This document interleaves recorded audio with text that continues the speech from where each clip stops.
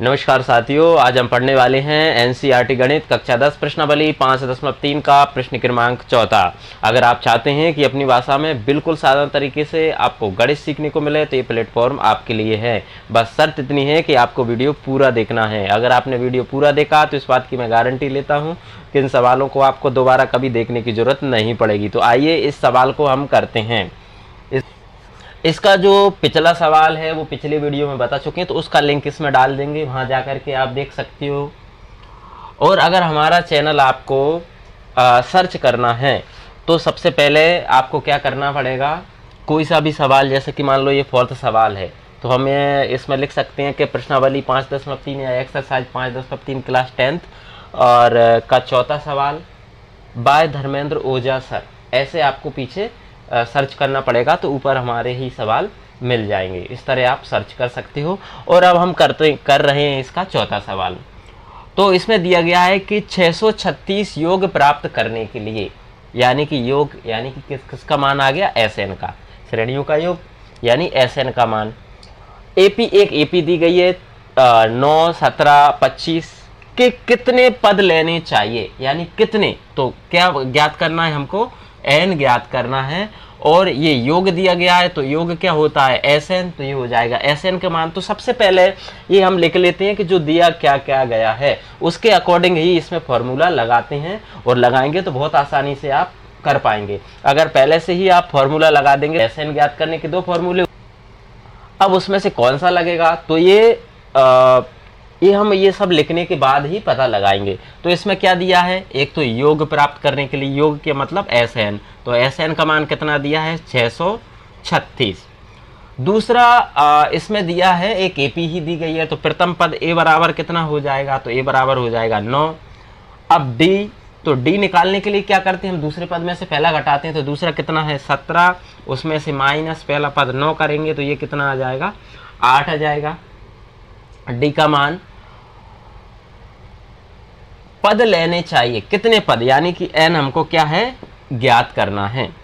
तो ये हमें समझ में आ गया। अब कौन सा फॉर्मूला लगेगा, तो एस एन ज्ञात करने के हम दोनों फॉर्मूले लगा रहे हैं और ये बता रहे हैं कि इसमें वास्तव में लगेगा कौन सा।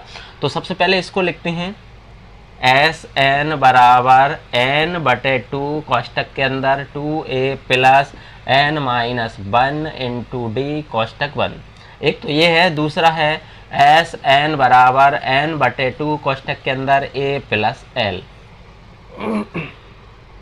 एल और ए एन एक ही बात होती है, तो यहाँ पर तो ना ए एन दिया गया है ना ही कोई एल का मान दिया गया है।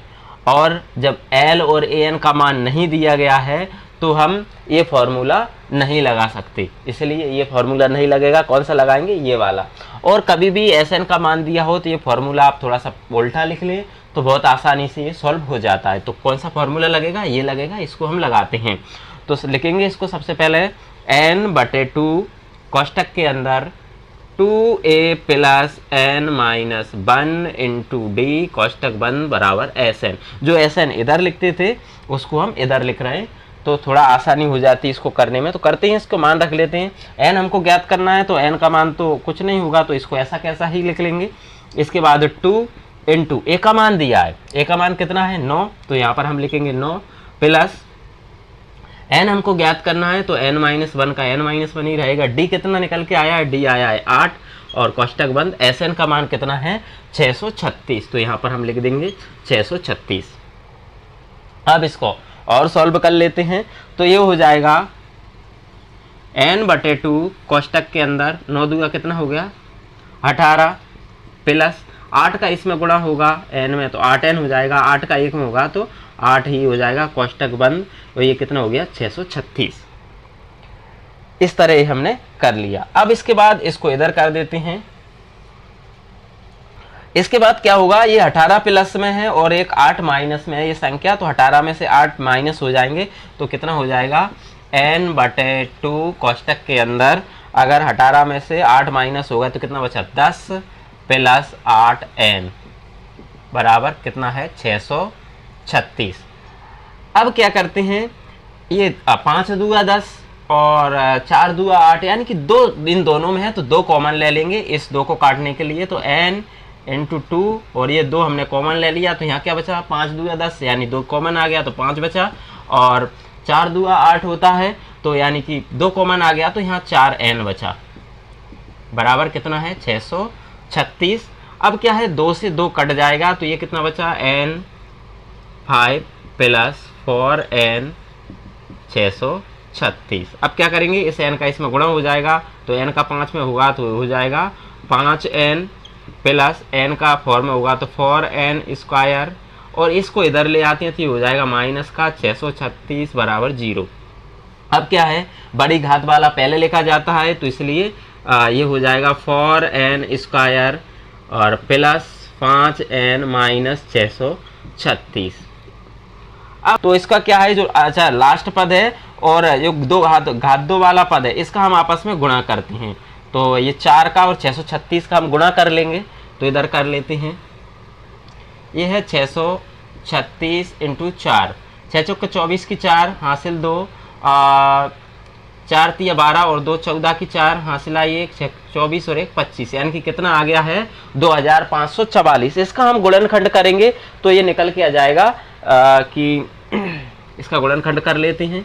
ये है 2544 ये लास्ट में सम संख्या आ रही है यानी भाज्य 2 से चला जाएगा तो 2 एकम 2 और 2 दूया 4 1 बचा ये 14 होगा 2 सत्ते 14 और 2 दूया 4 अभी भी 2 से चला जाएगा 2 छंग 12 2 तीन 6 और 2 छंग 12 और अभी 2 से चल जाएगा 2 तीन 6 2 एकम 2 2 अट्ठे 16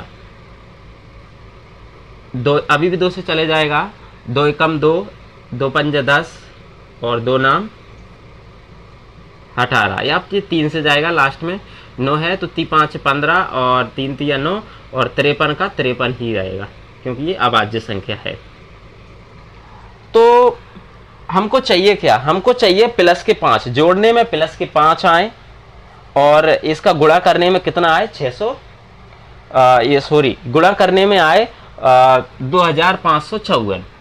तो देख ले इसको एक तो बड़ी एक संख्या तो ये हो गई है 53 दूसरा 2 दूया 4 4 दूया 8 8 दूनी 16 16 16 दूनी 32 16 तिया 48 यानी कि एक तो संख्या 48 आ गई है दूसरी क्या है 53। अब अगर हम 53 प्लस का रखते हैं 53n अगर प्लस का रखें और 48 माइनस का रखें तो 53 में से 48 घटेगा तो कितना बचेगा 5 यानी कि प्लस का 5 आ जाएगा और 48 इंटू 53 होता है तो कितना आ जाएगा 2544 ही। तो इसलिए इस 5n की जगह पर हम इसको रख रहे हैं बड़ी संख्या आगे रख लेते हैं इसको रख लेंगे पीछे तो रखते हैं 4n स्क्वायर ये हो जाएगा plus 53n minus 48n minus 636 बराबर 0। अब क्या करते हैं ये कॉमन लेंगे कॉमन मतलब होता है जो दोनों में मिल रहा होता है तो इन दोनों में आपस में क्या मिल रहा है n मिल रहा है तो n कॉमन आ गया तो यहाँ क्या बचा 4n 2n थे तो 1n कॉमन आ गया 1 बचा प्लस यहाँ कितना बचा है 53। अब ये माइनस इन दोनों में आपस में 12 का फाड़ा जाता है तो 12 कॉमन आ जाएगा तो 12 चौके 48 यानी कि 4n बचा यहाँ भी और बाहर माइनस है तो अंदर चिन्ह बदल जाता है ये हो गया प्लस का और ये भी इसका कितना आ जाएगा 53 ही मान आ जाएगा बराबर 0। अब क्या करते हैं ये कॉमन आ जाएगा ये डबल बार हो गया तो ये कॉमन आ गया तो 4n प्लस 53 और या ये दूसरा लिखा हो जाएगा n माइनस 12 बराबर 0। इनके बराबर में 0 कर देते हैं तो ये हो जाएगा तो 4n बराबर 53। इसी प्रकार ये माइनस का 12 है 0 को उधर जाएगा तो किसका हो जाएगा प्लस का 12 और यहाँ पर क्या है 4n ये 4 गुणा में है तो ये कहाँ चला जाएगा n बराबर 53 ये सॉरी ये 53 इधर प्लस का था बराबर को उधर गया तो ये 53 किसका हो गया माइनस का और बटे हो जाएगा 4 होगा। n का मान कभी भी बटे में नहीं होता इसलिए ये n का मान नहीं रहेगा तो n का मान क्या रहेगा n बराबर 12 ये n का मान रहेगा और ये हमारा आंसर है ये हमको निकालना था। तो इस तरह से इन सवालों को आप आसानी से कर सकते हैं आप चाहें तो इसका स्क्रीनशॉट ले सकते हैं। उम्मीद करते हैं कि ये सवाल आपको समझ में आया होगा। अगर आपको समझ में आया है तो इस आइकन पर क्लिक करके चैनल को सब्सक्राइब कीजिए और बेल आइकन का बटन दबाना मत भूलिए, क्योंकि आने वाले जितने भी सवाल हैं उनकी नोटिफिकेशन सबसे पहले आप तक पहुंचे। और अगर वीडियो पसंद आया है तो वीडियो को लाइक शेयर कमेंट जरूर कीजिए। बहुत बहुत धन्यवाद।